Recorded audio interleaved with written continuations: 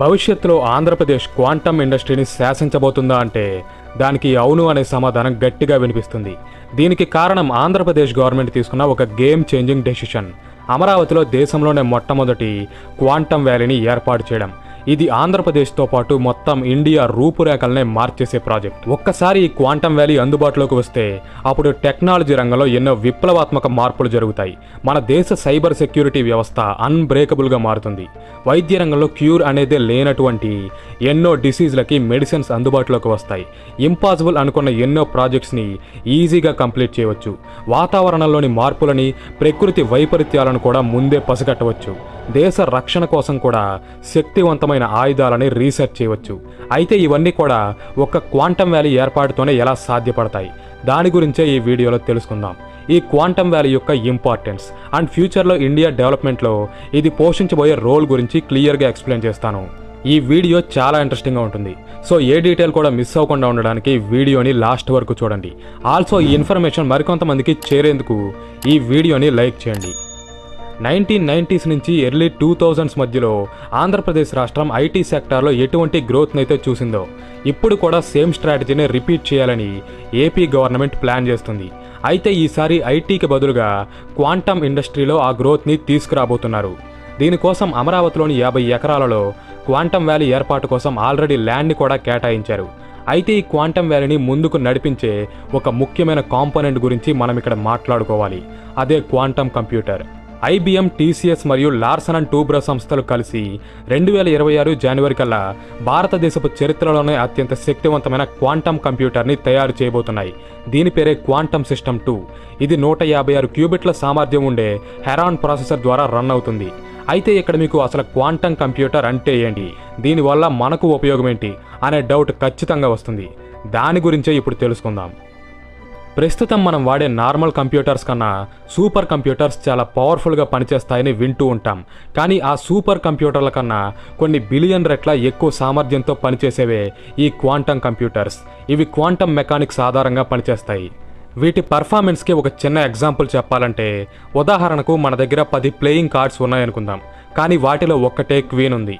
ఇప్పుడు ఆ కార్డ్స్ అన్నింటినీ మిక్స్ చేసి వాటిలోంచి ఆ ఒక్క క్వీన్ కార్డ్ని మాత్రమే బయటకు తీయమంటే మనం 1 by 1 ఒక్కో కార్డ్ని గెస్ చేసి తీస్తాం.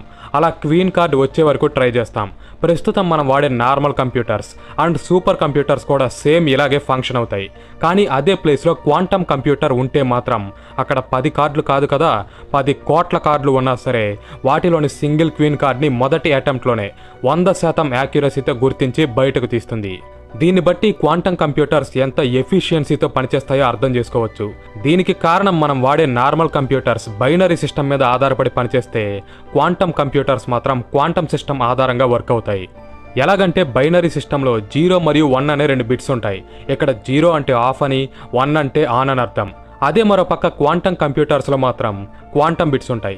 వీటినే క్యూబిట్స్ అని కూడా అంటారు. అయితే ఈ క్యూబిట్స్ స్పెషాలిటీ ఏంటంటే ఇవి ఒకేసారి అటు 0 గాను మరియు ఇటు 1 గాను ఉండగలవు. దీనినే క్వాంటమ్ ఫిజిక్స్లో క్వాంటమ్ సూపర్ పొజిషన్ అని అంటారు. ఈ సూపర్ పొజిషన్ సహాయంతో నార్మల్ కంప్యూటర్లో 2 బిట్స్ చేసే పనినే క్వాంటమ్ కంప్యూటర్లో 1 బిట్ మాత్రమే పూర్తి చేయగలదు. ఇలా క్యూబిట్ల సంఖ్య పెరిగే కొద్దీ కంప్యూటర్ యొక్క ప్రాసెసింగ్ పవర్ అనేది విపరీతంగా పెరుగుతుంది. అది ఎంతలా అంటే 2 క్యూబిట్స్ ఉన్న ఒక సిస్టమ్ 4 పాసిబుల్ వాల్యూస్ని కనుక్కోగలిగితే 20 క్యూబిట్స్ ఉండే సిస్టమ్ 1 మిలియన్ కన్నా ఎక్కువ వాల్యూస్ని ఫైండ్ అవుట్ చేయగలదు. ఇక్కడ మీకు ఒక విషయం చెప్పాలి. అదేంటంటే రీసెంట్గానే 2025 మేలో బెంగళూరుకి చెందిన క్యూపై ఏఐ అనే కంపెనీ మన భారతదేశపు మొట్టమొదటి క్వాంటమ్ కంప్యూటర్ని తయారు చేసింది. ఇది 25 సూపర్ కండక్టింగ్ క్యూబిట్స్ కెపాసిటీతో పనిచేస్తుంది. ఈ టైప్ డివైస్ని ఇండియాలో తయారు చేయడం ఇదే మొదటిసారి. ఇక అమరావతిలో నిర్మించబోయే క్వాంటమ్ కంప్యూటర్ అయితే 156 క్యూబిట్ల ప్రాసెసింగ్ పవర్తో పనిచేయబోతుంది. అందుకే దీన్ని India's most powerful quantum computer అని పిలుస్తున్నారు. ప్రస్తుతం అమెరికాలో ఆల్గరిథమ్స్ని రాయడానికి ఏ హార్డ్వేర్ని అయితే ఉపయోగిస్తున్నారో ఇది కూడా ఆ కేటగిరీలోకే వస్తుంది.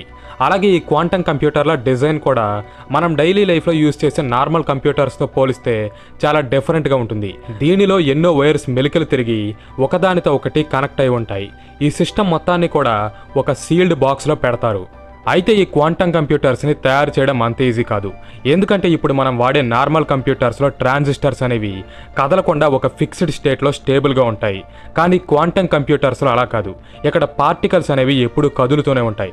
సో చిన్న వైబ్రేషన్ వచ్చినా, టెంపరేచర్స్లో ఫ్లక్చువేషన్స్ జరిగినా, రేడియేషన్ పెరిగినా, ఇలా చిన్న డిస్టర్బెన్స్ ఎదురైనా సరే ఇవి మైక్రో సెకండ్స్లోనే తమ క్వాంటమ్ ప్రాపర్టీస్ని కోల్పోతాయి.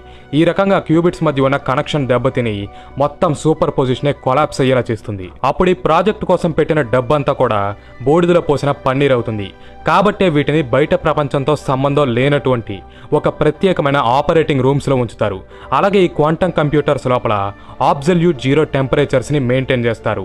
అంటే ఎముకలు గడ్డ కట్టించే -273 డిగ్రీల చల్లటి వాతావరణం మధ్యలో ఇవి ఉంటాయి.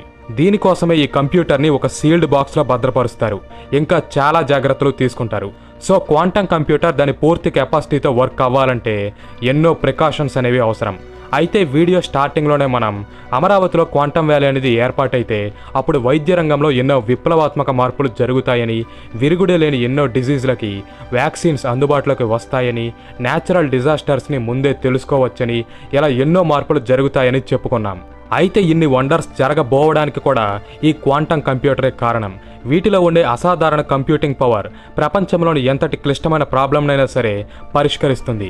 ఎందుకంటే ప్రస్తుతం మన దగ్గరున్న ఎంత గొప్ప సూపర్ కంప్యూటర్ అయినా సరే ఒక సమస్య వచ్చిందంటే దాన్ని సాల్వ్ చేయడానికి ఒక్కో సమాధానాన్ని 1 by 1 చెక్ చేసుకుంటూ వెళ్తుంది. అలా కరెక్ట్ ఆన్సర్ వచ్చే వరకు ప్రయత్నిస్తుంది. అయితే ఇది చాలా టైం పట్టే ప్రాసెస్.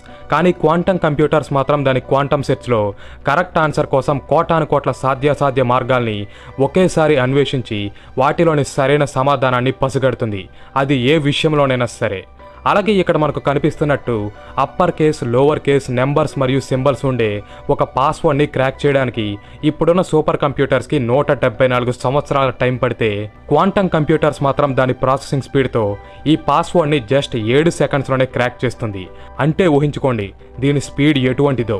ఇది ప్రపంచంలోని ఎంత స్ట్రాంగ్ పాస్వర్డ్నైనా సరే కొన్ని సెకండ్స్లోనే క్రాక్ చేయగలదు. కానీ ఇది సృష్టించే ఎన్క్రిప్షన్ని బ్రేక్ చేయాలంటే మాత్రం శత్రుదేశ హ్యాకర్లకి ఒక జీవితకాలం కూడా సరిపోదు.